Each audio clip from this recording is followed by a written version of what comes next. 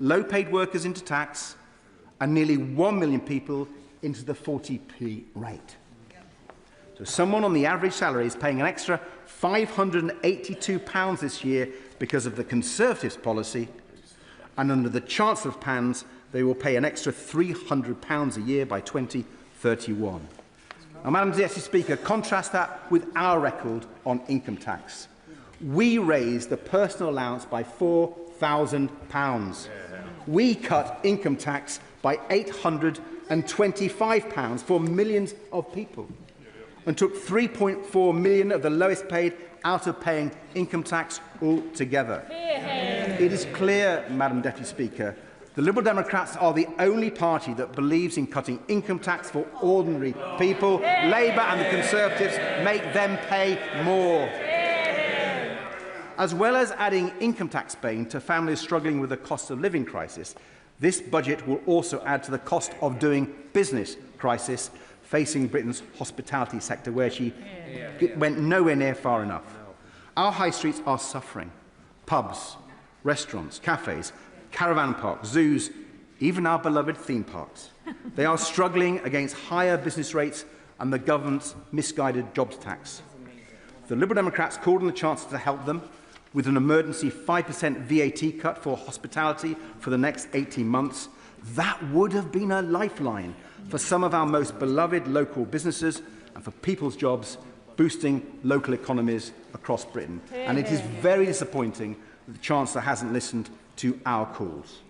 Finally, Madam Deputy Speaker, can I say how disappointed I am with how little there was for carers in this budget?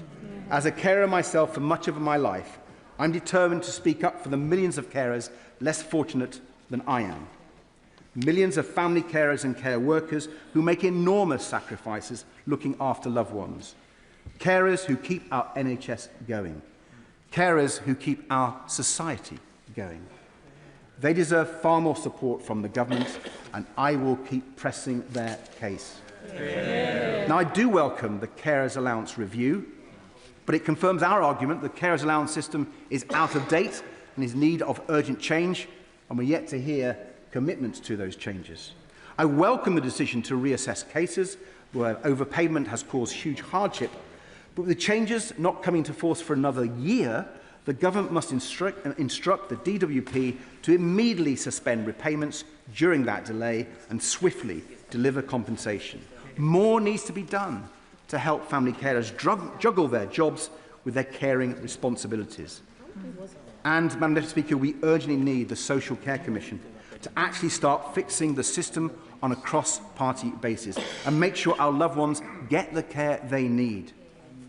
The Chancellor cannot claim to be supporting our NHS properly, however much money she puts in, while she and Treasury officials keep blocking the social care reforms that alone can transform the health service across the country and boost our economy. Madam Deputy Speaker, a caring society, a growing economy, a plan to drive down household bills, boost high streets and go for growth with Europe. That is the vision the Chancellor should have set out today. Instead, we got a low-growth, high-tax budget from a government that I fear just isn't listening. Catherine West. Thank you very much, Madam Deputy Speaker, and it's an honour to follow the leader of the Liberal Democrats in this debate, the member for Kingston and Surbiton. And put very simply, this is a family-friendly budget. Every family up and down the UK will be welcoming this. Gone is the vile rape clause, and an increase in family income is very, very welcome. We've been through many traumatic times together in this House. We've been through the global financial crisis and its long tail. We've been through Brexit, and the Right Honourable Member who spoke before me is quite right to emphasise the vast difference between our economy while we were in the European Union and now that we're not. And I welcome the work being done at Cabinet level and ask Cabinet to redouble their efforts to work on good trade arrangements under the EU-UK Security Pact to improve our economy and enlarge our economy.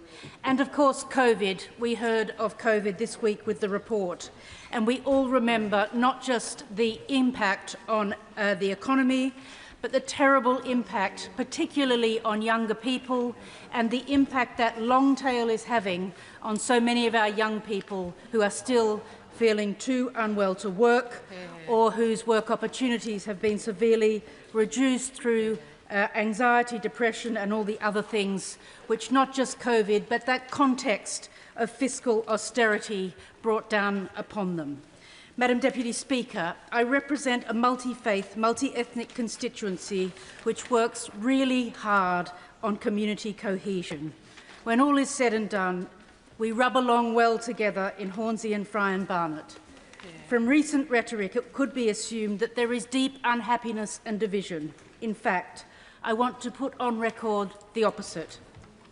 I would like to put on record the contribution to our local economy from all parts of my constituency, regardless of skin colour, faith or school qualifications. Of course, my community also faces challenges. We have unacceptably high numbers of children living in households where incomes don't cover the basics, heating, eating and rent, and I really welcome today's statement on heating, help for households, on eating, school meals, more breakfast clubs, and helping in particular secondary school children with their nutrition, and rent, quite rightly introducing a little more tax on some of the landlords who, in a wealthy place like London, will be making quite a lot and can afford to pay a little more. It's my first budget as a member of the Treasury Committee, and this budget has rewarded those who fought to restore hope, stop the chaos of the 14 years of Conservative governments and deliver change. Remember the election? We promised change. Today we saw change. That change is an end to poverty-line family budgets, and the hope is that we finally see food banks close for good. I thank the honourable member for giving way, and especially she is a colleague with me on the Treasury Select Committee. In terms of the government delivering hope, a key part of the government's economic forecasting is, of course, the OBR. And what has driven a lot of what has driven the budget today is a 16 billion productivity downgrade by the OBR. We heard on the Treasury Select Committee that there was actually very little basis behind that productivity forecast in the first place, basically based on purely what the UK productivity was pre-2008, with not much real depth beyond that. So does the honourable member agree with me that the OBR has serious work to do to look at the robustness of its forecasts? On the Treasury Select Committee for that, and I think there was quite a lot in today's budget on skills, on nutrition for children so that they can get their educational qualifications, and quite a lot that will help us to solve the productivity puzzle. But I do look forward to questioning with him the OBR on their data, how they got to that position, and how we can be helpful in pushing the government towards even more investment in skills, apprenticeships, and in deepening our investment in young people so that our productivity can improve over time. I know that so many of us here in the House are in politics because we want every child and every family to have the chance to thrive in school, in work and in life. And let's look back at past Labour governments. In 1945, despair and hunger stalked many communities. London was flattened in the Blitz, and yet rationing would continue for 9 more years. Keynes famously said, anything we can actually do, we can afford. We are immeasurably richer than our predecessors. And then what did Labour do? Went on to build the NHS, built the country, built a welfare state. We can do this. We will make the UK fairer. And today is a really good start on that journey. Very briefly, Madam Deputy Speaker, because I know so many people wish to speak today. As a former borough leader, I introduced school meals for all primary school children. It was a great equaliser and social leveller. Children were more focused, made better progress. Families who were just about managing saved money, and there was no stigma. Everyone sat together and talked with each other. Free school meals for all primary schools were subsequently rolled out across London, and we know from today that more secondary school children will benefit under the government's proposals. We need to continue to restore hope and deliver change. The two-child cap on universal credit, of course, another pro-family measure, the most cost-effective, quick measure to bring up to 500,000 children out of poverty, and paid for by the most addictive forms of gambling, which has been increased. My personal view is we could have gone even further on the gambling, and I hope that it raises between 1 and 3 billion, because I think that remote gambling in your bedroom, on your phone, is deeply damaging to society. Yeah. The Trussell's September 2025 Hunger in the UK makes for sobering reading. In 2024, 16% of UK households were food insecure, which of course we know is not a food problem, it's an income problem, and this is an issue we must continue to interrogate. I'm very pleased to have secured a backbench debate on food inflation and poverty. So in conclusion, Madam Deputy Speaker, together with school meals, more breakfast club provision, a higher living wage since the general election, slowly the living standards of families will turn around.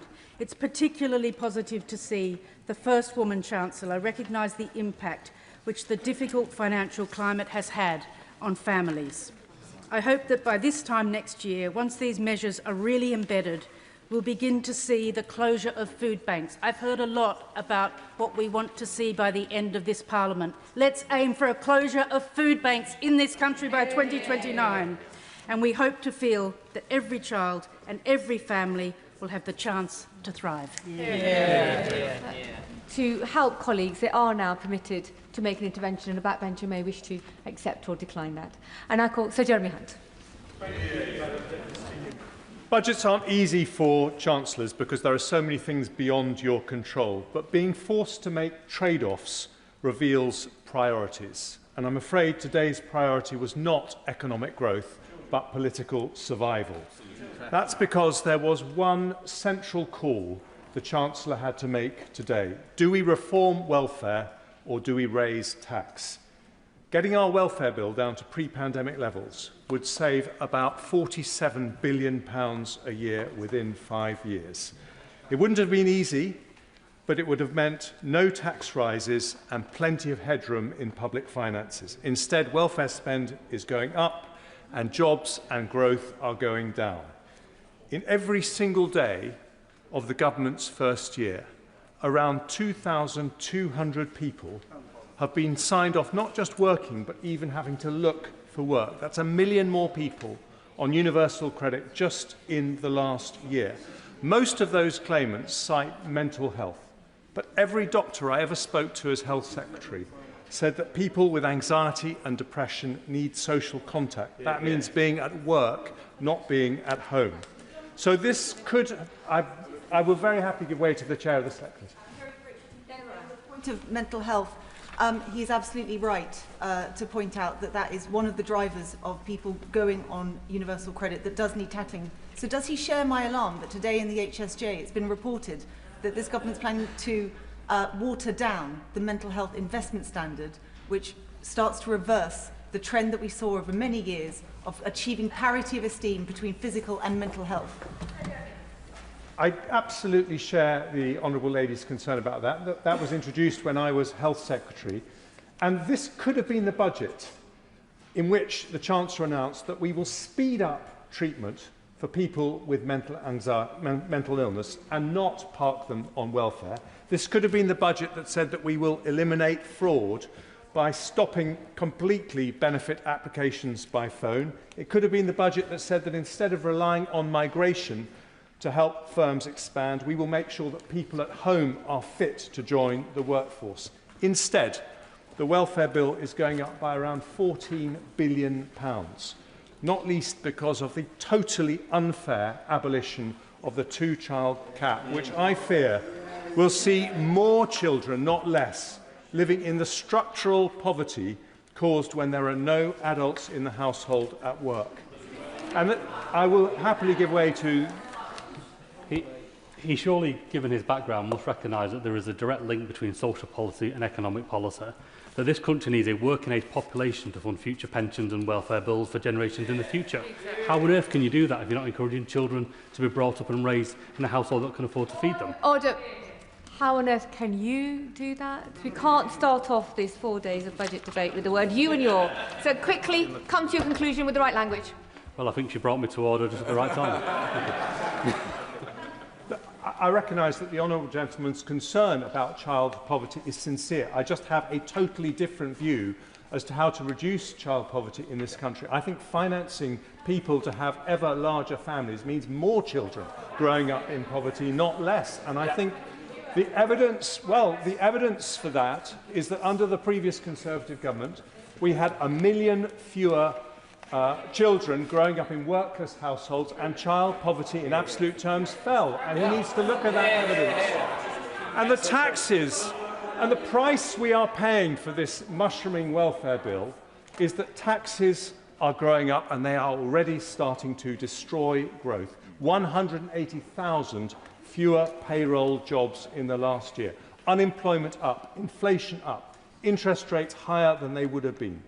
And the tragedy is that absolute poverty, which, as I said, fell under the previous Conservative governments, is now likely to rise under Labour as jobs vanish and welfare rolls soar. I'll give way to the honourable gentleman.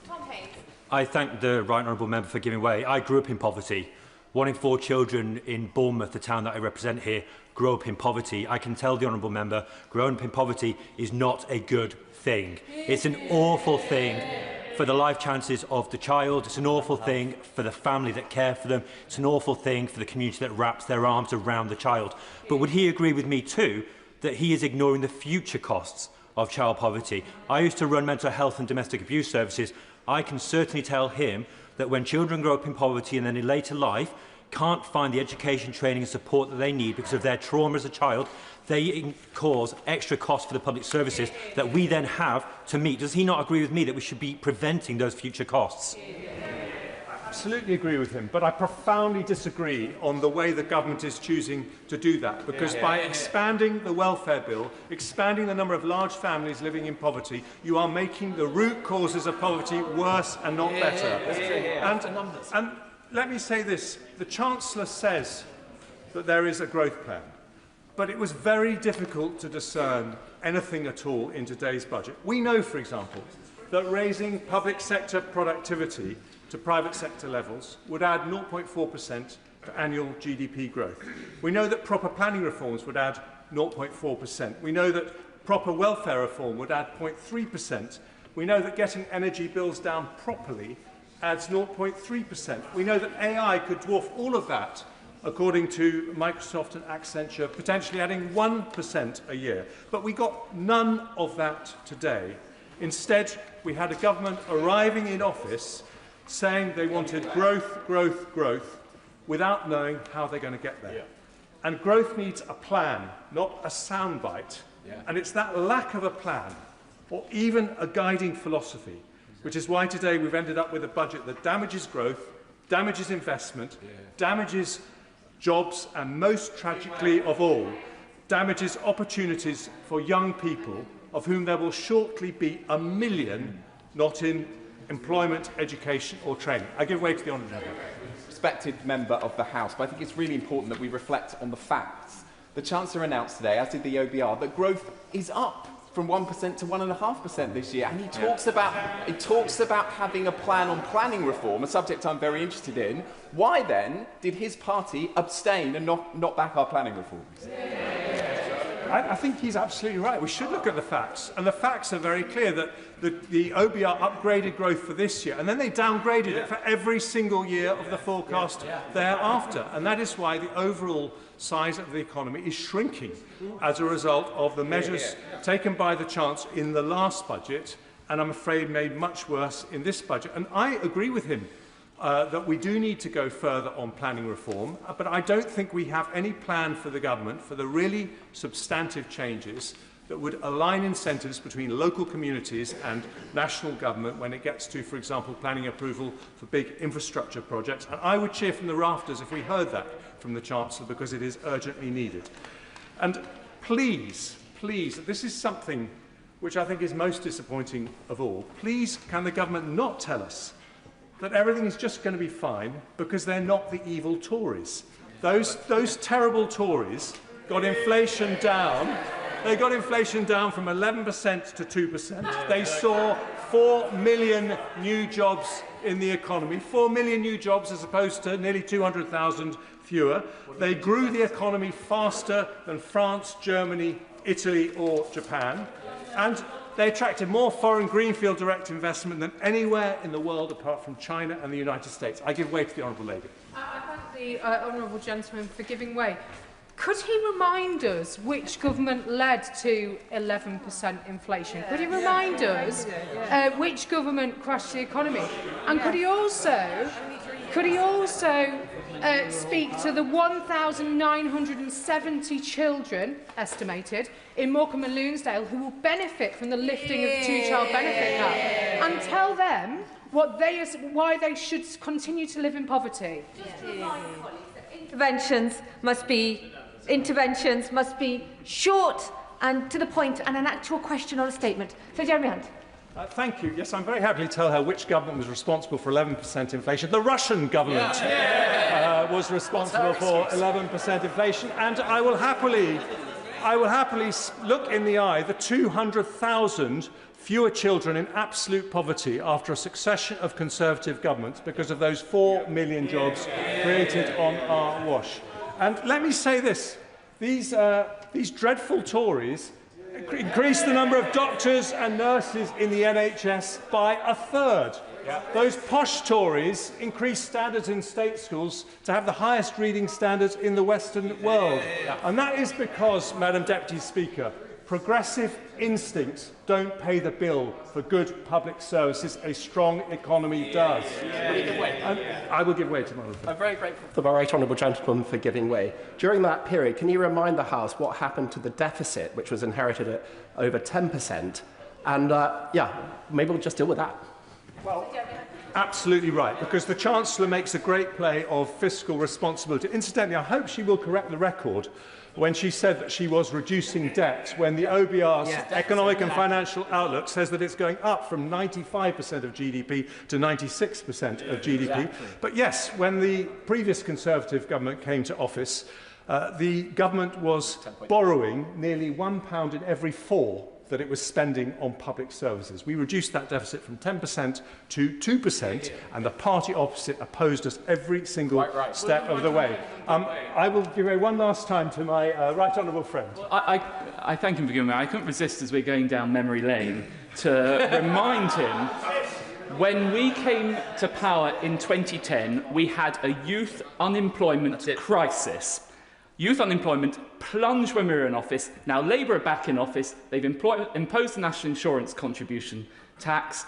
Youth unemployment is soaring again. Is that not a damning indictment of the party opposite? Labour legacy. And they might find that difficult to hear from a former Conservative Deputy Prime Minister, but they might want to listen to the Resolution Foundation, which has been saying exactly the same thing on the airways today. It has been, and no one disputes the progressive credentials of the Resolution Foundation, but they have been warning against this rise in the minimum wage and all the extra workers' rights because they say it will lead to a crisis, or it could lead to a crisis in youth unemployment. I don't want to leave the Honourable Lady out, but I promise that will be my last intervention. I thank him very much for giving way. Is the right honourable gentleman proud, and does he find it fiscally responsible that he, in his 2 budgets, left us with the lowest amount of fiscal headroom since the OBR was created, at £8.9 billion in 2024, leaving the current Chancellor and the present Labour government a mountain to climb in order to get us back to £22 billion of solid headroom? I am proud that I dealt with a real black hole of 72 billion, not a fake one of 22 billion in my fiscal events, that I met the fiscal rules every time. And if she's really concerned about that low headroom, why did the Shadow Chancellor at the time, and now the current Chancellor, not object once to the fact that headroom was reduced to that level? I'll tell you why she didn't object. Because if I had left headroom any higher, I would have had to cut spending more or increase taxes higher, and that would have made the recession that we were heading into deeper and worse, with more unemployment, fewer jobs and more poverty. And that's why I'm proud that I took the right decision. But I want to finish with this, if I may, Madam Deputy Speaker, because even now, it may not be too late. A government that tries to do the right thing with the time that it has left is more likely to earn the trust of the British people than one that has given up please do not treat government as an exercise in survival. That would be a betrayal. That would be a betrayal of the government's mandate. People with the broadest shoulders, as the Chancellor described them, will be rightly angry today. But the people who depend on public services, people looking for a job, people on the poverty line, they are the ones who need a strong economy more than anyone else. And they will finish today feeling more scared than ever about their prospects. Abina Apongasari. Madam Deputy Speaker, I welcome the Chancellor's budget and its message of strong foundations and secure future. It delivers on the priorities that matter most to my constituency of Erith and Thamesmead: economic growth, lower cost of living, investment in families and a stronger NHS. I also fully welcome the Chancellor's commitment of the DLR extension to Thamesmead, which is on page 65 of the budget. On that point, the Honourable Frankie. Yep, in a moment. It's a game-changing moment for residents who have waited decades for proper transport links. I give way to my honourable friend. Thank you, Madam Deputy Speaker, and I thank my constituency neighbour for giving way. Page 104 of the budget book confirms that capital investment to fix more potholes for the Lower Thames crossing to the east of my constituency and for the DLR to Thamesmead to the west of my constituency. So will she welcome me in for thanking the Chancellor for that support, for that capital investment locally for our constituencies? Thank my honourable friend Betsy and Crayford. We share a similar council, Betsy Council, and I know how important it is to have those potholes, and I also want to thank him for supporting the DLR to Thamesmead. This project unlocks 25,000 to 30,000 homes and also around 10,000 new jobs, about 11.6 billion economic impact estimated by TfL, as well as a crowd in nearly 18 billion of private investment over 30 years. Transformation of one of London's most underserved communities, and cut commutes by nearly half, benefiting over 500,000 people that live in the area and wider London. This is not just a transport upgrade, it is key to unlocking opportunity and prosperity for generations. It's been a community-led campaign which has had cross-community effort, and I'm proud of the role that my residents have played in getting us here. It has also been a personal priority since I was first elected in December 2019, which I referenced in my maiden speech on the opposite side, and it was also part of my 2019 general election pledge. Peter, my resident, told me last week that he has lived in Thamesmead for over 45 years with promise after promise of a transport hub to London's only postcode without a tube and train station. He and I know that so many thousands more are going to be thrilled that this Labour government is putting investment behind their community so they can thrive. Madam Deputy Speaker, I want to pay tribute to the key supporters whose work have been vital. My Greenwich Council leader, Anthony Okorea, the Mayor of London, Sadiq Khan, my honourable friends for West Ham and Beckton, my Thamesmead councillors, plus TfL, councils, assembly members and members in this place, developers Peabody and Lendlease, and of course my senior parliamentary researcher, Patrick Brown. But most of all, local people and their brilliant campaigning. They never lost faith in this project. This is a collective achievement, and this constituency should be proud of the role it has had towards this budget. I also welcome the Labour government's announcement in September that Thamesmead is one of the 12 areas selected by the New Towns Task Force, further proof of the area's potential and importance. So once the DLR is secured, schools, NHS services, jobs and communities and facilities must grow alongside new homes. This is a start of a new chapter in Thamesmead, and I'm proud to have played a part, and I'm proud of my community who have championed this project from the start. I also strongly support the Chancellor's mission to reduce child poverty, including a nationwide rollout of free school breakfast clubs. I've seen firsthand the benefits in my constituency of Willowbank and Jubilee Primary School. better start for pupils and a real financial relief for families and schools.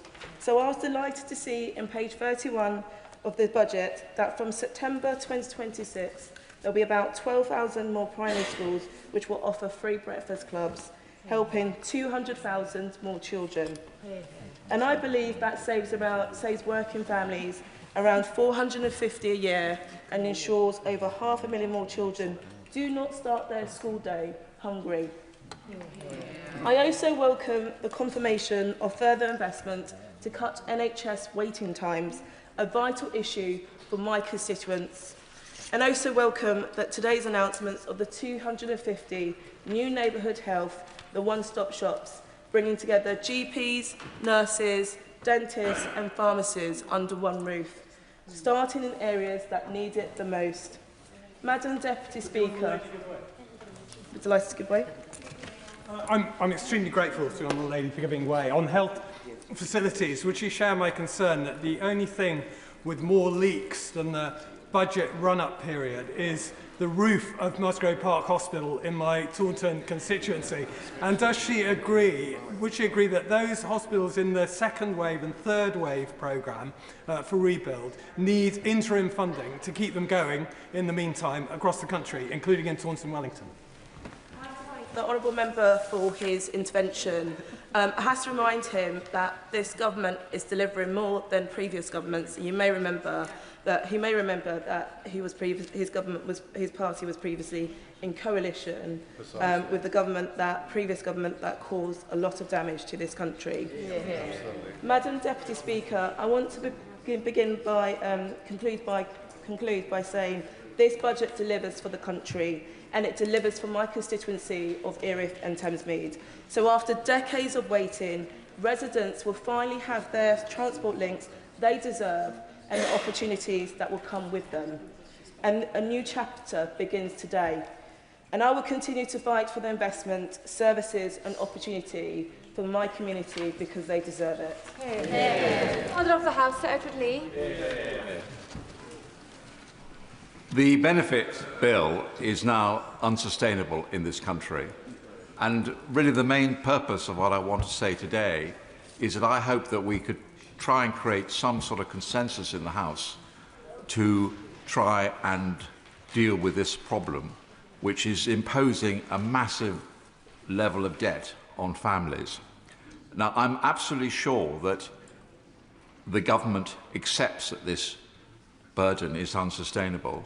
And I'm absolutely certain that if they would come to the House with sensible proposals to try and get people off benefit, Her Majesty's loyal opposition would support the government in that endeavour.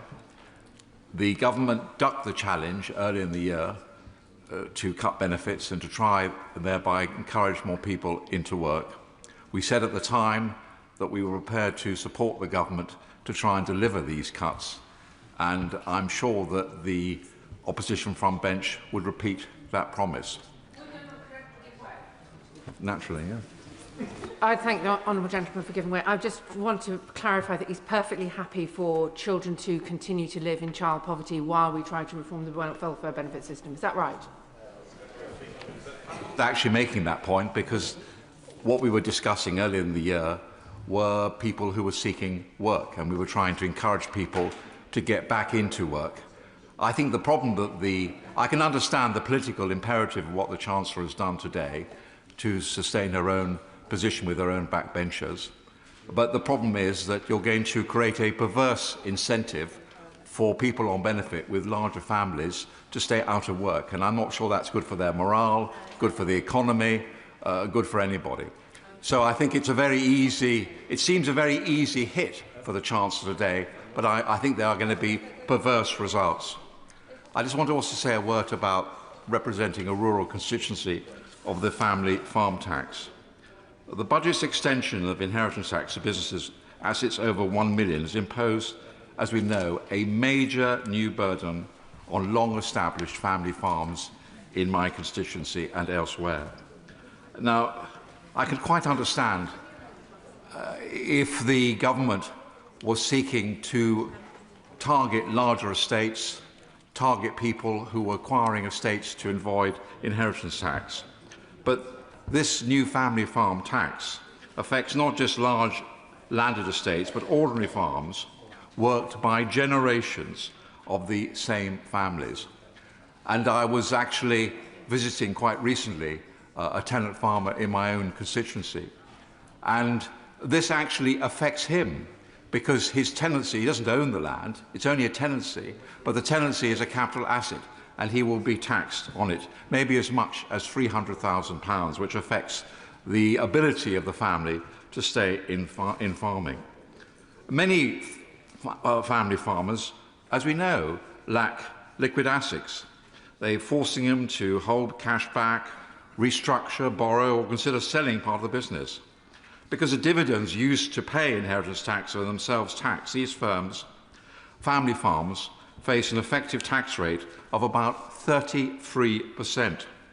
Now, the measure affects a significant share of medium-sized, long-standing firms, even though it raises less than £500 million annually. This achieves maximum social and economic destruction for minimal financial reward. The policy discourages business growth because expanding a family firm increases future tax liabilities on heirs. Now, some advisers are recommending owners sell businesses outright to avoid future tax complications.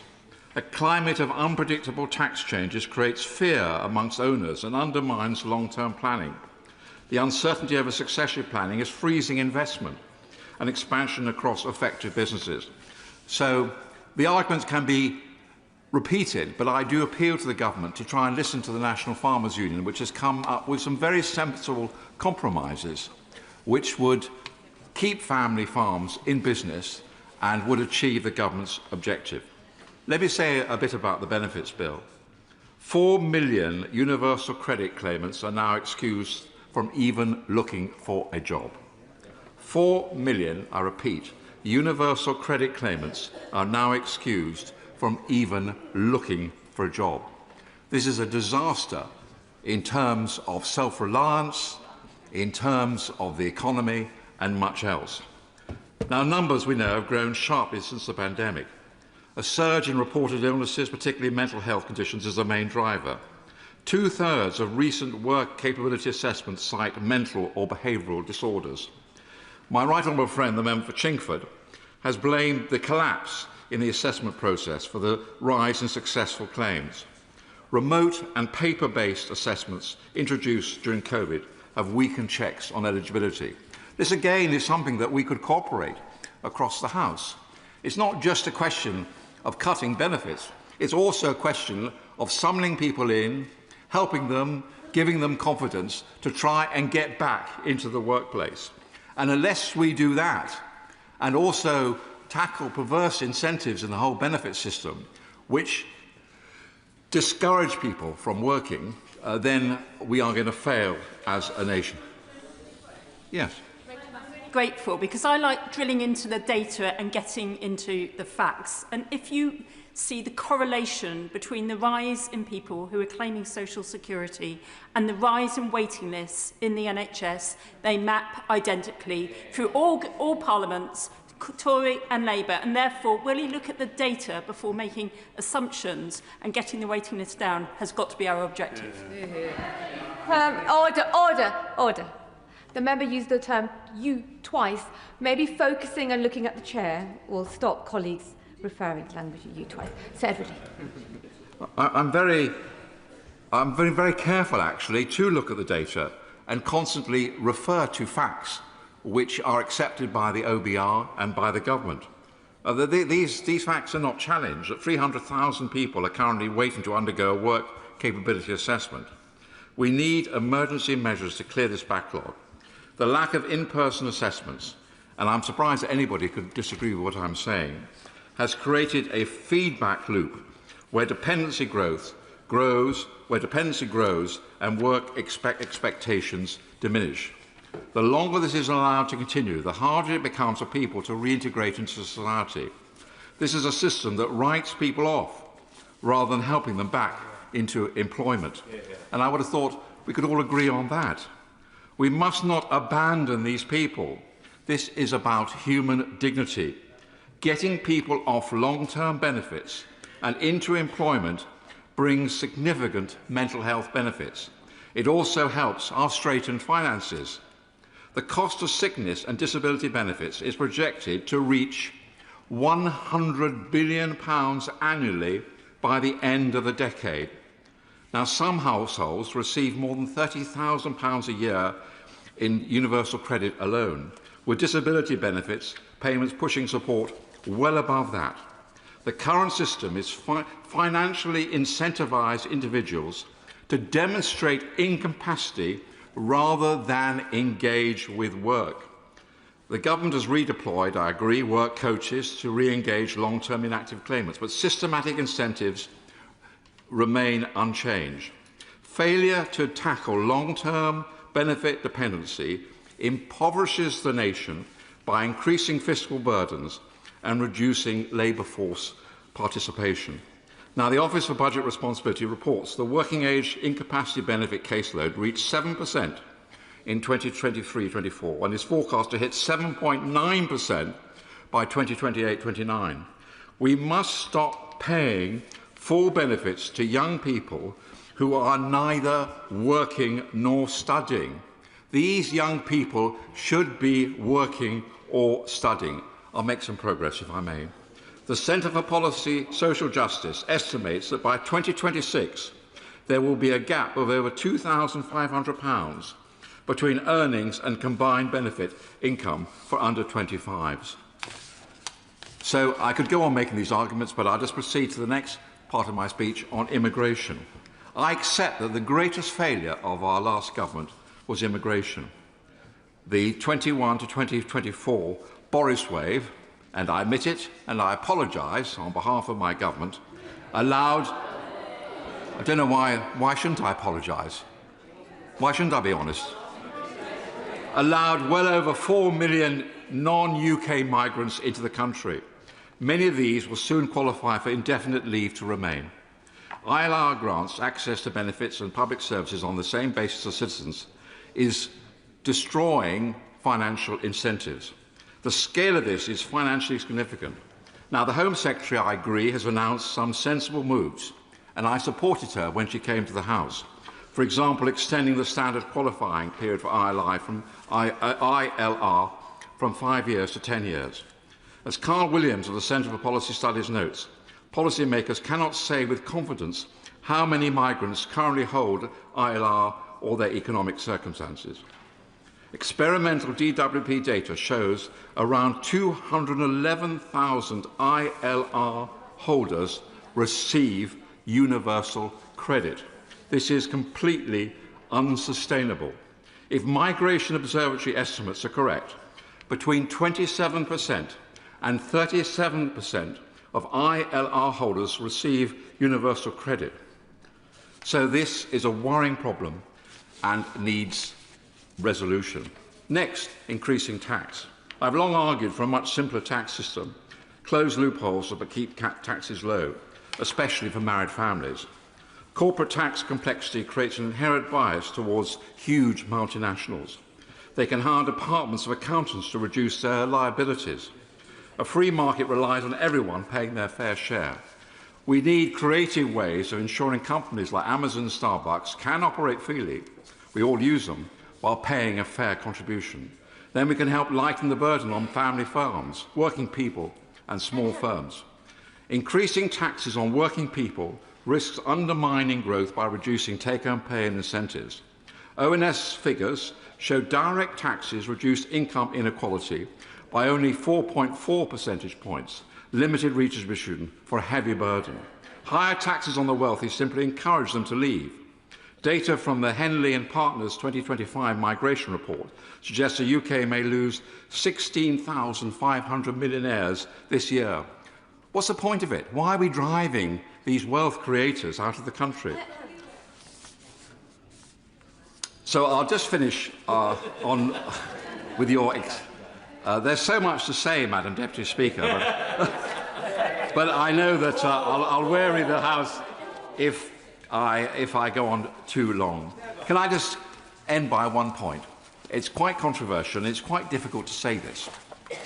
The triple lock and I know I'm going to get into trouble for saying this, but I've got to say the truth as I believe it.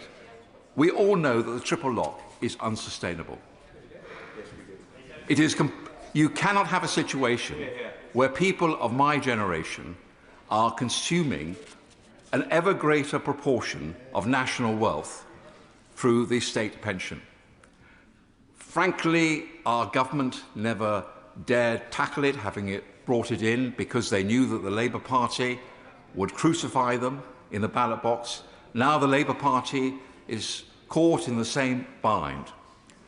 The fact is, it is completely unfair on younger people if the burden of older people through the triple lock increases year by year. We laugh at the French because of their failure to actually achieve sensible pension reform. But we ourselves have got to have the courage, frankly, to end the triple lock. And I think this will only be done with consensus between the two parties. And I'm absolutely sure that if the government was to come to the leader of the opposition and say that this is unsustainable and will you share this burden with you, which may seem to be very unpopular, but actually know many older people of my generation, we all have children, we all have grandchildren, we all see our own children struggling to get on the housing market. So many, I think that actually if government and opposition were prepared to have the courage to deal with the triple lock, I'm not sure it would be as unpopular with older people as is sometimes maintained. And after all, we could always relieve the burden on those on pension credit. We could find ways of helping people who really couldn't afford to live. But the triple lock must go. It's not a popular policy, but I think in our hearts we know it's the right policy. We have shy of 60 members trying to contribute, so there is a speaking limit of 10 minutes to begin with. Daniel Zeichner. Thank you very much, Mr. Speaker, and it's a pleasure to follow the Father of the House in his wide-ranging contribution.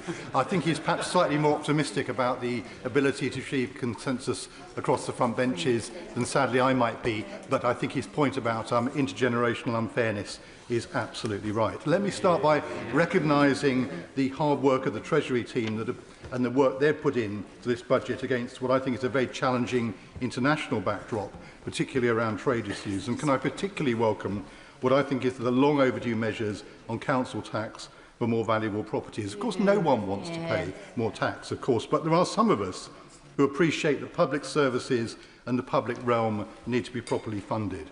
Frankly, what is extraordinary to me is the number of years that those invaluable properties have escaped proper taxation.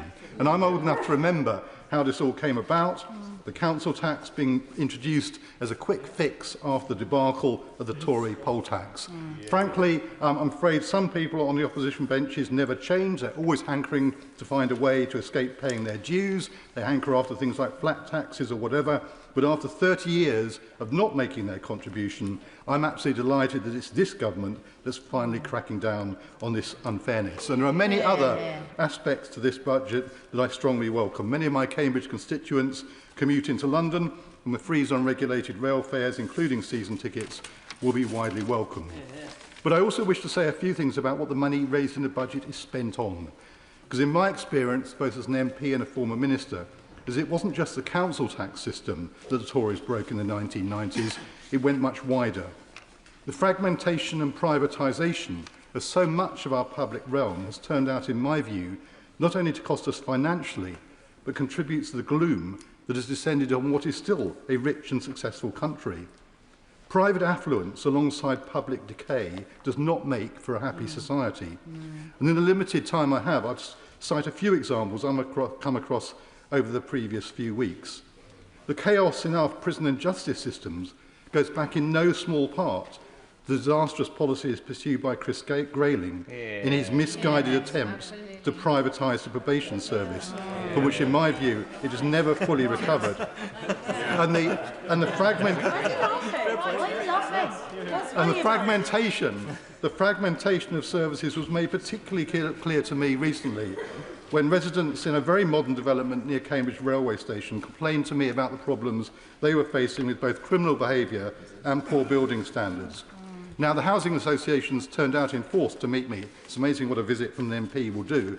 And they told me about the labyrinth of organisations involved in these issues. At least 2 councils, the police, those responsible for developing the building, those responsible separately for maintaining the building, those responsible for fire safety.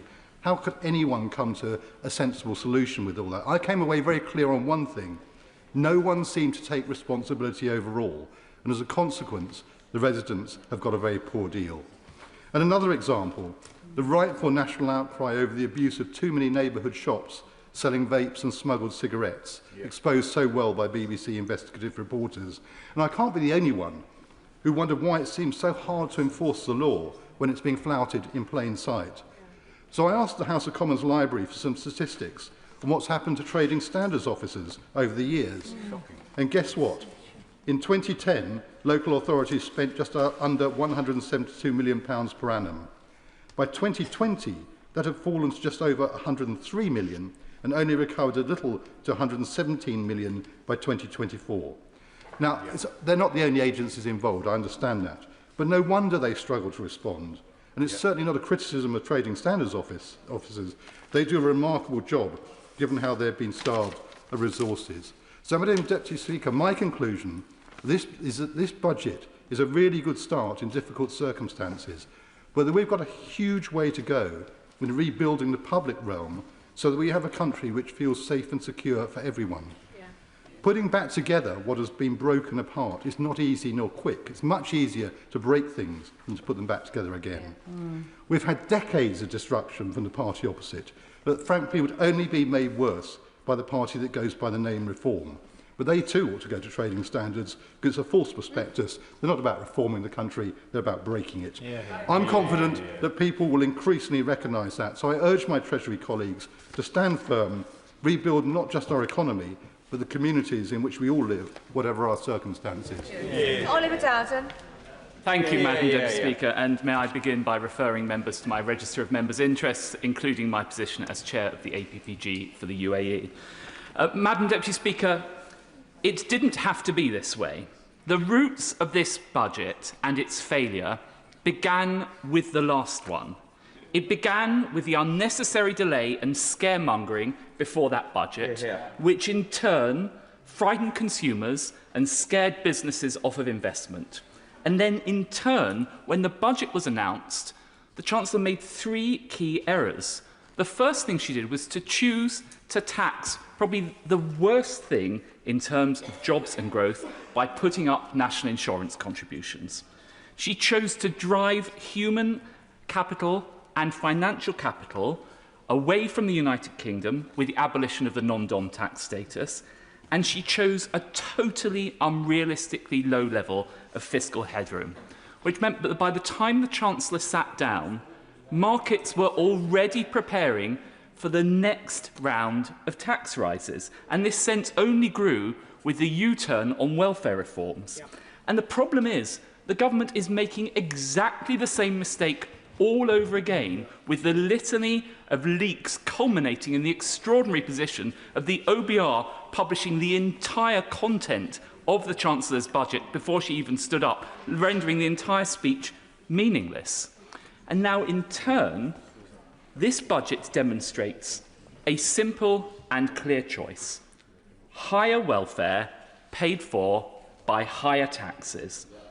And for my constituents, that means higher income tax, it means higher taxes on their savings, it means higher taxes on their dividends, and in a constituency like mine, which has seen house prices soar over the past 30-odd years, now to astronomical levels, there is a real risk that older people in their family homes that they bought at very low prices are now going to have, by skimping and scraping to do so, I should say, are now going to have to find several £1,000s every year just to stay in their family home that they so love. And I think that is a real problem that is going to emerge from this budget, and I would urge the Chancellor to look at the very least at ameliorating measures to stop older people having to sell their homes in order to pay their council tax bills.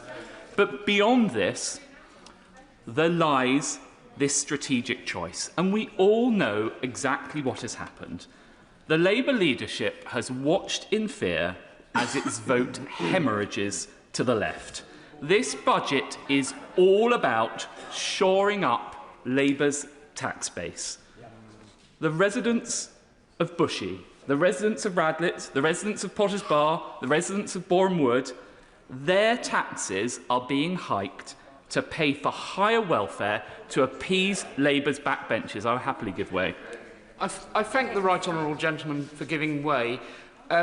Would he not accept that in addition to the taxpayers that he's talking about in those communities, which I've visited and know in Bushey and Boreham Wood and other parts of Hertsmere constituency, there will be families who, amongst his own constituents, who have more than one child and receive more than two children and receive benefits, who will be positively impacted by today's budget, and he could at least nod in the direction of those of his constituents who will benefit from the measures that the Chancellor has set out. I think that the problem with that analysis is that many people on the same street will think to themselves, I chose not to have another child because I couldn't afford to do so, and yet now my neighbour is able to have more children paid for by the taxman through welfare. And that is the fundamental unfairness at the heart of this budget announcement. But worse than that, I will give away in a moment, but worse than that, this failure to grasp welfare reform risks neglecting a whole generation. We already see young workers' prospects under threat from AI. We see the prospects of employment being hit by Labour's jobs tax and the labour market regulation, which is discouraging hiring. And now the message seems to emerge from the government, don't worry, abandon ambition, there's ever higher welfare under Labour, that's the reason why you should vote for us. I will happily give way. I'm grateful to my right honourable friend who's making a characteristically excellent speech. Would he agree with me that we are at the tipping point where the welfare state is ceasing to be what we've always wanted it to be, which is a safety net below which nobody can fall, but instead is becoming a cocoon which is going to trap a whole generation in dependency and absolutely kill off aspiration and social mobility? As ever, my honourable friend is totally correct. Of course the welfare state should be there for those people in temporary difficulty, but it cannot be a lifestyle, which is what ends up happening. I will give way to the chairman of the Treasury Select Committee, then I must make some progress. So I do thank the right honourable gentleman for giving way. Look, we've had evidence at the committee. It is absolutely a fallacy which we need to nail, that people choose to have more children to get more benefits. That is not the case. People fall on hard times. That safety net is there. And the ambition of my young families in Hackney is immense, but they are held back. There are a lot more systemic issues about poverty, but this will tackle it for that generation, and we need to welcome it. Well, of course there will be the occasional person that falls on hard times, but I think she should try saying that to many, many of my constituents who are unable to have more children. They take the choice not to have it, and that option is now, there's an imbalance between that and the approach taken on welfare.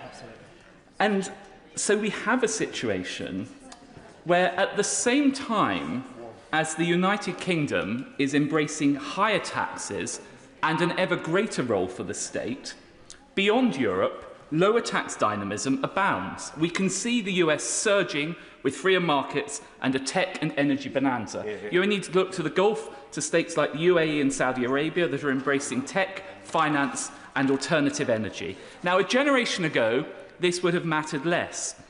But now we're in the position where Labour and capital are highly mobile, and we are seeing more and more people voting with their feet, leaving the United Kingdom by the tens of thousands, and this tide is washing out our very brightest and best away from our shores, and I fear that once those people leave, it is very hard to get them to come back. And the sadness of all of this is that the United Kingdom remains a wonderful country. It is actually a beacon of stability with the rule of law, the English language, the time zone, great research universities and a highly talented workforce. And indeed, having criticised the government a lot, I pay tribute to them for successfully concluding a number of free trade agreements, including with India and the United States. And I hope that others will follow, including with the GCC. So at a time when other countries present challenges, whether it's the security situation in relation to China, whether it's the unpredictability of the United States or stagnation in Europe, the United Kingdom actually has a golden opportunity to be a magnet for investment from businesses and entrepreneurs around the world. But the risk is that we are consigning ourselves to a situation which a Scottish entrepreneur described to me a couple of days ago as being the why bother economy. And what he meant by that was that, of course, people aren't going to disinvest, but they won't choose to actively invest in the United Kingdom because we are not creating the environment where we are rewarding risk-taking and entrepreneurship. So if we are to seize this moment, there are a few simple steps that we could take, and I would urge the Chancellor to do so in order to light the fire of competitiveness. First of all, instead of trying to drive away the wealthiest and biggest global investors, as we have done with the abolition of the non-dom status, we should be welcoming them and gaining more revenue at the same time. One only needs to look at the Italian model, where they have imposed a relatively high fee, but in return to that have exempted wealthy mobile people from paying further taxation. As a result of that, investment in Italy is surging, and the number of wealthy people choosing to locate in Italy is surging, with all the opportunities that brings for growth and investment. Instead of obsessing with policing social media, we should be aggressively policing the sort of small, low-level crime that drives people away from locating in this country, whether it's the phone snatching, the shoplifting, or the general sense that the streets of this country have become less safe than they were a few years ago. And instead of clobbering entrepreneurs, wealth creators, and hard-working Brits with ever higher marginal rates, we should have the confidence to believe that lower marginal rates generate higher revenues in the long run and benefit absolutely everyone. And most importantly of all, in relation to this budget, instead of consigning a generation to welfare, we should be aggressively reforming the welfare state to create opportunities for all. It really isn't too late for the government to seize this opportunity, but sadly, I fear that only a change of government, and of course a change of government to the Conservative Party, will be able to deliver those things. Liam Byrne. Thank you very much, Madam Deputy Speaker. Well, I don't know what budget the Right Honourable Gentleman was reading, but it wasn't the budget that was put on the table this afternoon. Madam Deputy Speaker, I think the Chancellor got the judgment exactly right today. She had a difficult inheritance, she had a difficult hand, she had difficult decisions to take, and she got the calls absolutely right. We have a situation now, the budget now being delivered, where we have growth this year that has been forecast to rise. We have business investment over the course of this Parliament, which is forecast to rise. We have inflation, which is coming down. We have forecast interest rates, which are coming down.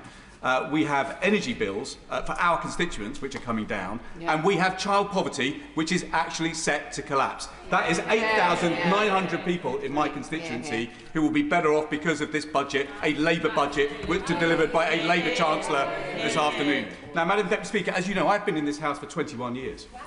I have sat on both front benches. I have sat on both sets of back benches. And so I've come to see, over the years, the selective amnesia which somehow bedevils debate in this place, and the problem of unreliable narrators. But I have to say, I have never seen amnesia on as epic a scale as I heard from the Leader of the Opposition today.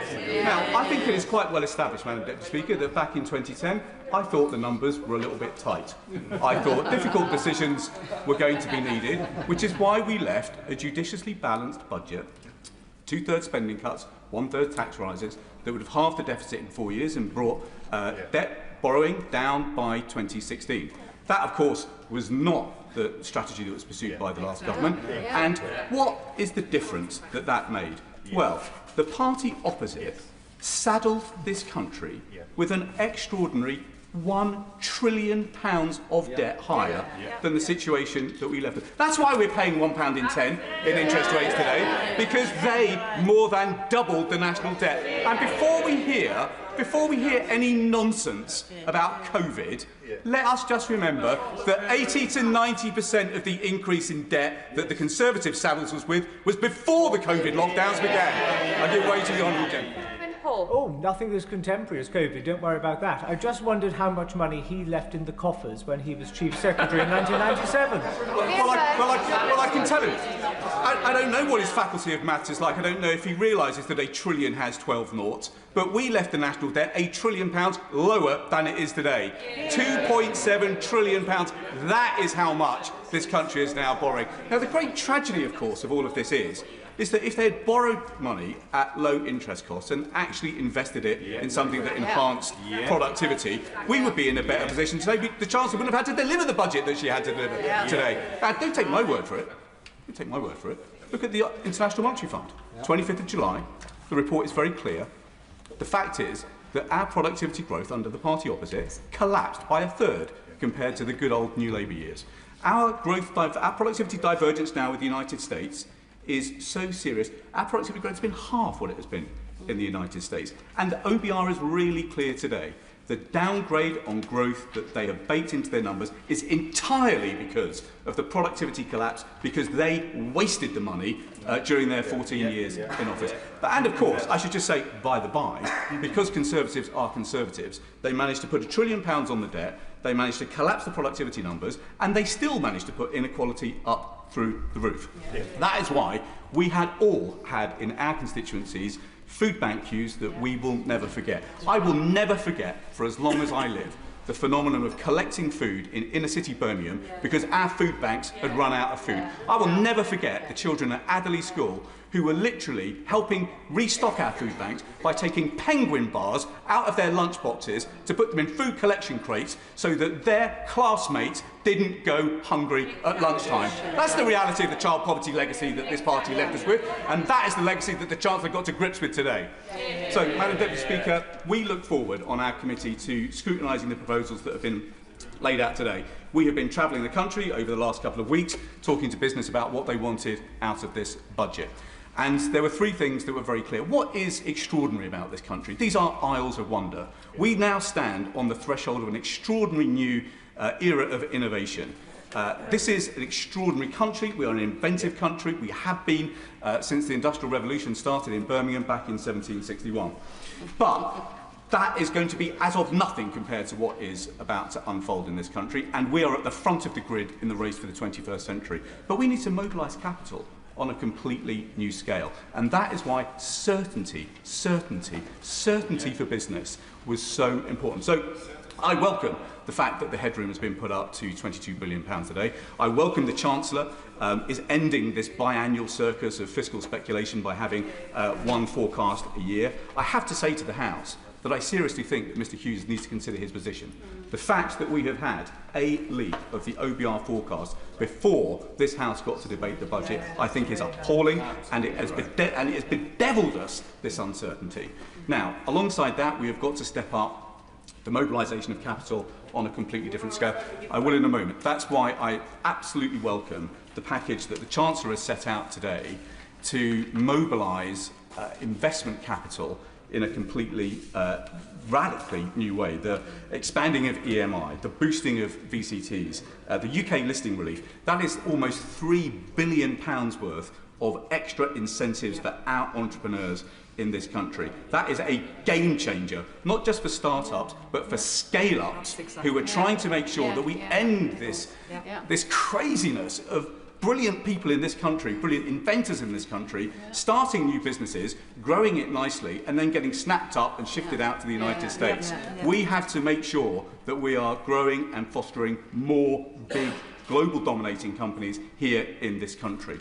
So I welcome the way the Chancellor lent in behind those firms today. But the third thing, Madam Deputy Speaker, that we've got to do is to improve the return on investment of investments made in this country. So that means a couple of things. It means bringing down energy costs radically.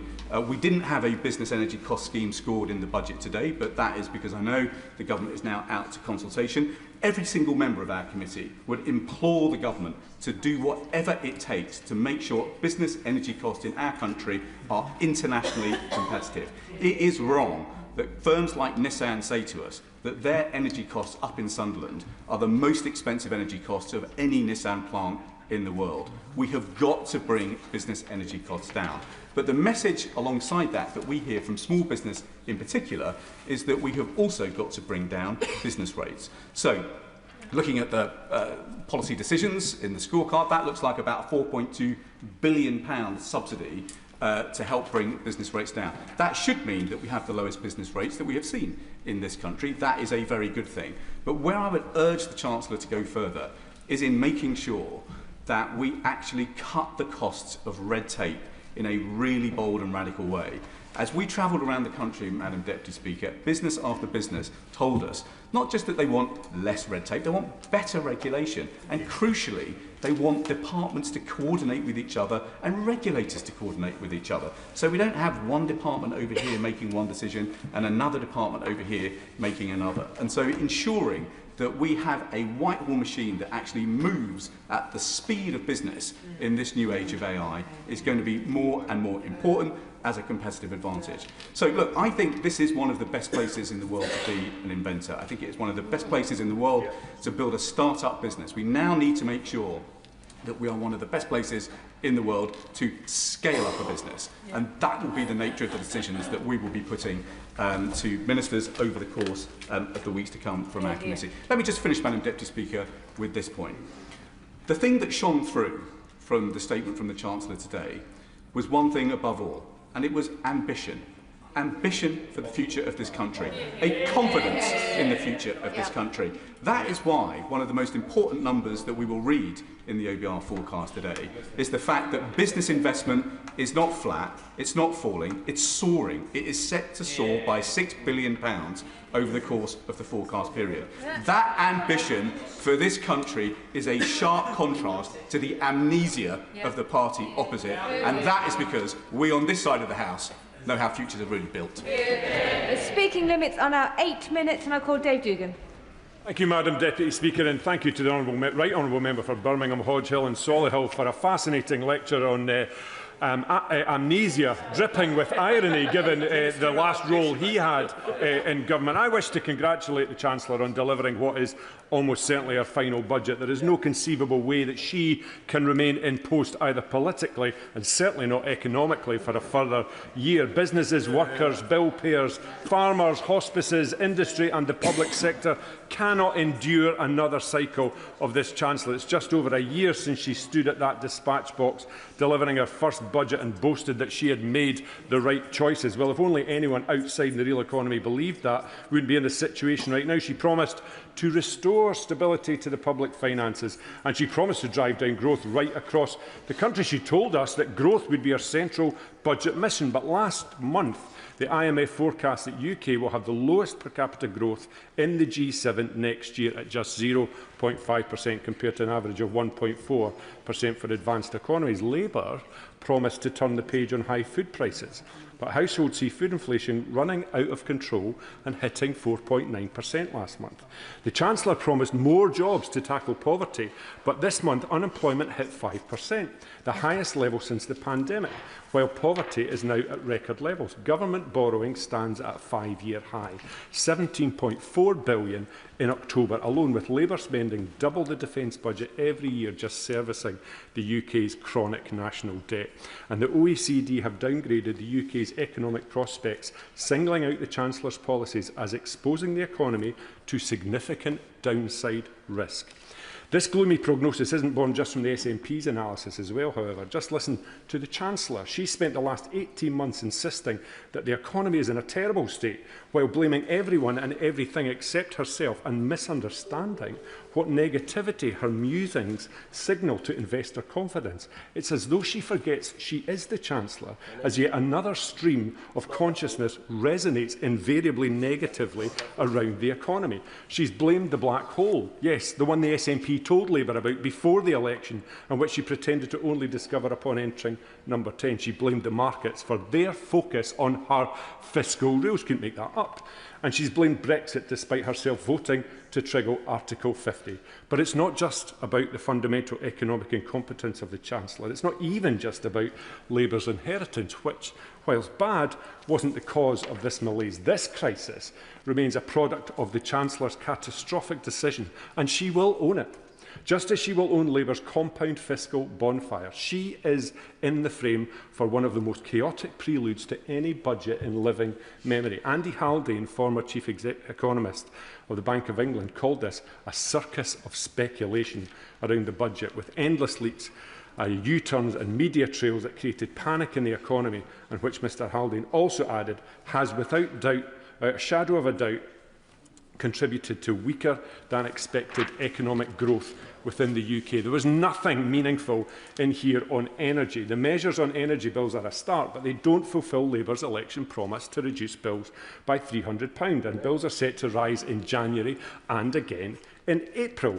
£150 off energy bills, Madam Deputy Speaker, will still leave the Labour Party in debt of £87 per year on their commitment at the election. And Labour's... give way in a second. The SNP did Labour's job for them with a budget proposal that involved a surcharge on banks that would have created that £300 discount for bill payers, just like Labour promised. I'm very happy to give way to the honourable member if you can tell me when Labour's going to come good on the promise. Thank you. I do thank him for giving way. Of course, if he takes the time to read our manifesto, which we were elected on in Scotland, that promise was to be met at the end of this Parliament. So we're actually ahead of schedule. And I'm sure he welcomes that, just like he welcomes the extra 500 million cash terms, extra 500 million in cash, extra 300 million in capital going to Scotland, and a commitment to above inflation budget rises up to 2029. Fantastic, Madam Deputy Speaker, isn't it? Wow, they do. I'm sure the public will be delighted to hear Labour's never, never promise on energy bills, that unlike him, I don't exist on my knees waiting to get patted on the head by Labour ministers on the front bench. I'm off my knees, and the consequentials that we get, the consequentials we get in Scotland are a consequence not of largesse by the Labour Party, but of the taxes that Scottish enterprise creates within this so-called United Kingdom. Nothing here, Madam Deputy Speaker, on the energy profits levy, which is putting North Sea oil and gas into an early grave. As things stand, 42% of firms in the North Sea oil and gas sector forecast revenues for 2026 expected to come out from outside the UK's continental shelf. An analysis earlier this month from the Fraser of Islander Institute showed that the industry is undergoing an accelerated decline. In my view, Madam Deputy Speaker, as a direct result of this Labour government who don't understand energy or the economy. This is Scotland's reality within the so-called union. Our future and our natural endowments decided upon by Westminster ministers rather than the people of Scotland. It must really stick in the craw, especially of Scottish MPs, when they come down here to toe the party line and see the difference that Scotland has had under the SNP since 2007. SNP GDP in Scotland per person has grown by 10.2% compared to 6.8% in the UK. Productivity has grown in Scotland at a rate of 0.9% per year compared to 0.3% per year in the UK. And Scotland attracted 135 foreign direct investment projects in 2024, maintaining our position as the top performing part of the UK in that regard. They're not so keen on the facts. And Scottish Labour MPs jump up and down about the new minimum wage, despite the fact that their constituents and mine are already on more than that as a result of the Scottish living wage at £13.45. And there was little today to suggest that Labour grasps the severity of the cost of living crisis, which for many people feels endless. Inflation has almost doubled under Labour, and food prices are up a staggering 37% over the last 5 years. People are rightly asking, what is going to sort this? Well, I can assure them it's not Labour. And on the two-child cap, I'm very pleased to see that it's gone and taken with it the appalling rate clause. It's just a shame that all the Labour MPs that were cheering the Chancellor when she announced that today didn't vote with the SNP in September 2024 when we tried to get that removed in our motion. Rank hypocrisy. Businesses in the last year are now in the position of surviving, trying to survive this Labour government rather than trying to thrive and invest. Businesses know that this Chancellor doesn't understand business. Family-owned businesses feel this most acutely, and farm businesses know that the Labour Party is out to get them. Today's announcements will not repair the damage to the reality that exists for many businesses, and it's already too late for some. Whisky duty going up again, Madam Deputy Speaker. The SWA said hiking duty today for the third time in 2 years limits Scotch whisky's ability to generate growth and will have a direct consequence for investment and for jobs. This Chancellor has run out of road with businesses across these aisles. Last year, after 40 billion of tax rises, most of that on jobs, she promised that she's not coming back with more borrowing or more taxes. This government has taken the hard decisions as a result, and we won't have to do a budget like this again. 12 months later, here we are again. Another round of tax rises, and let me make a prediction. 12 months from now, we'll be back here once more, albeit with a different Chancellor. Today's budget supports the view taxes are up, borrowing's up, cost of living is up, cost of energy is up, and spending is up, but growth is down. The central, let me remind the House, aim of the Chancellor. Scotland deserves better than this Westminster version of Groundhog Day, and fortunately, the people of Scotland will be in a position to choose that in May's elections. Thank you. Catherine McKinnell. Thank you, Madam Deputy Speaker. I would normally extend the courtesy of saying it's an honour to follow the honourable gentleman, but I have to say that speech was all a bit dreek. And I've reflected hard on this budget, as it's the first since I left my role in the government as Minister for School Standards, and as the first Labour Minister for 14 years, focusing relentlessly on more teachers in classrooms, more support for struggling schools, pay rises that teachers deserve, an inclusive school system, and curriculum reform to transform the life chances of every child. And believe me, I would have given anything to have found a few million, or indeed a few billion, behind the government sofa if there were the chance to making some of those decisions. And I suspect the Chancellor knows exactly how that feels over the last few weeks. But that is one of the reasons why I've now joined the Public Accounts Committee, scrutinising public spending, drawing on those experiences of making those tough decisions in government about how we spend the public's money. And I've really enjoyed the deep dives we've done, examining how public services are delivered, where schemes fail, making sure lessons are learned, and making sure we spend every pound the best way possible.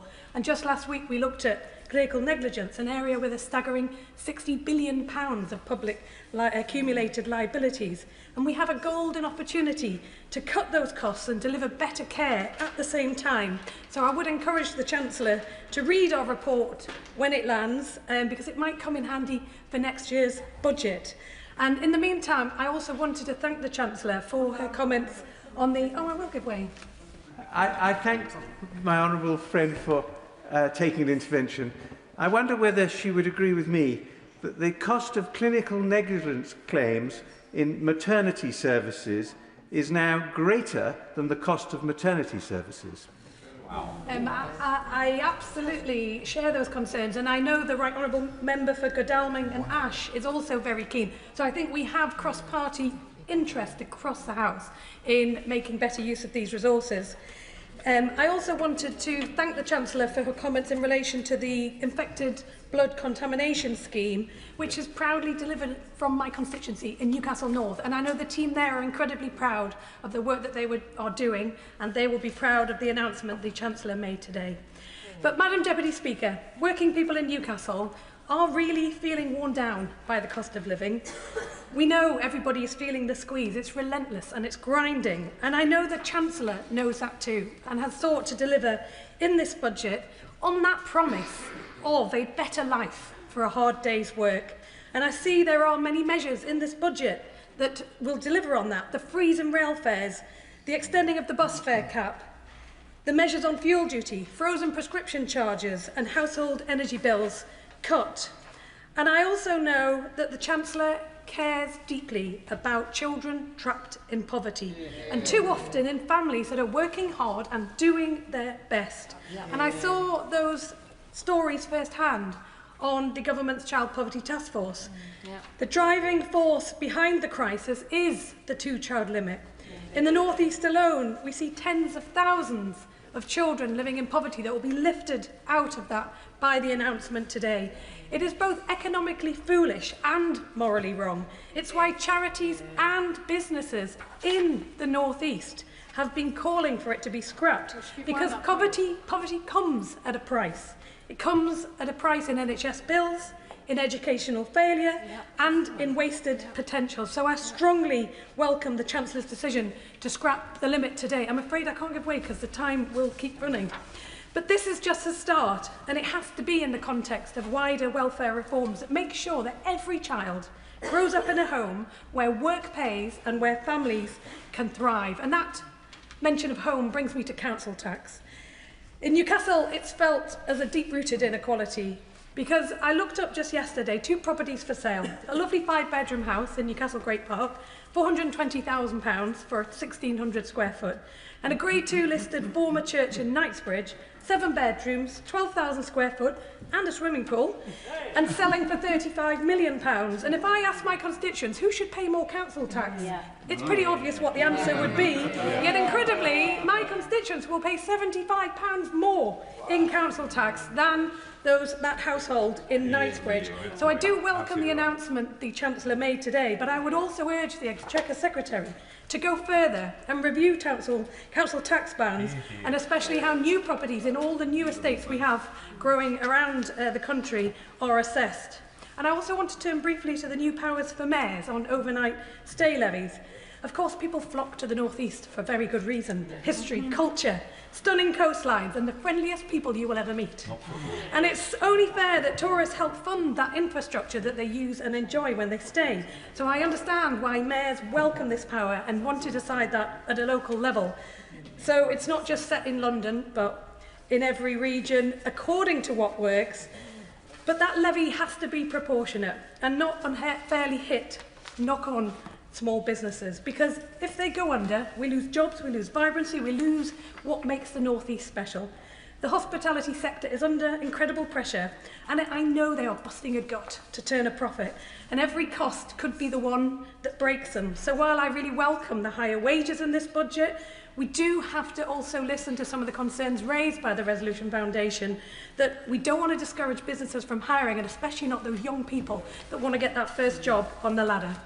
And finally, on electric vehicles, I do appreciate the changes that have been announced on pay per mile, but the affordability of electric vehicles remains a barrier to some who do want to buy one and they do want to do the right thing, and many workers do have access to salary sacrifice schemes to help make that switch. However, teachers in academy schools are still unable to access the scheme, and because it was put on pause by the Treasury. So I wanted to take this opportunity to make a plea whether the Treasury can sort this impasse out once and for all, because it really is a win-win for teachers and for the electric car scheme itself. So to conclude, Madam Deputy Speaker, the goal is clear: a country where hard work pays, where the cost of living is brought back under control, where public services thrive and child poverty is history. Every pound of public money matters, because we know that has the potential to transform lives, and that's what people rightly expect of this government, and I know that is the future that the Chancellor is working to deliver, and why she has announced this budget today.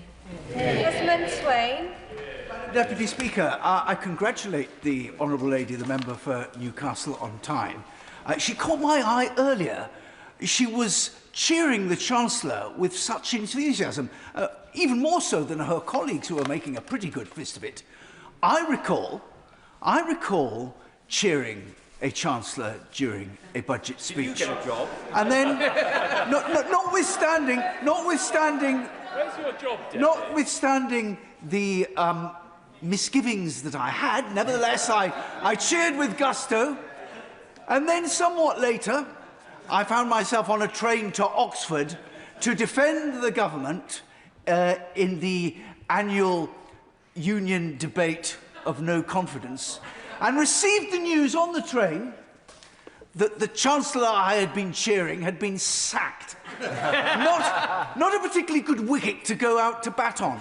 But I'm confident that those honourable members who cheered today will fare no better. Yeah. Because the economy is still reeling from the last budget that the Chancellor delivered, with her wholesale assault on enterprise, on family undertakings, on initiative, and on every employer in the land. But in fact, business confidence had collapsed significantly before that budget.